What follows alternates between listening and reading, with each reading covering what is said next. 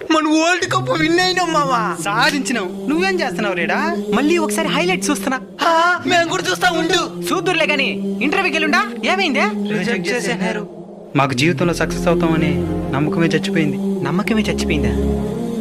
Night మన match చూసి ఏమి నేర్చుకున్నారా? భారత్ గెలుస్తుందనే నమ్మకమే లేదు. ఇద్దరు బ్యాట్స్మెన్లు ఫామ్ లో ఉండి 30 బాళ్ళకి 30 రన్స్ మాత్రమే కొట్టాల్సిన పరిస్థితి నుంచి పోరాడి 7 పరుగుల తేడాతో ఘన విజయం సాధించిన మన టీమిండియాని చూసి మనం ఏం నేర్చుకున్నాం?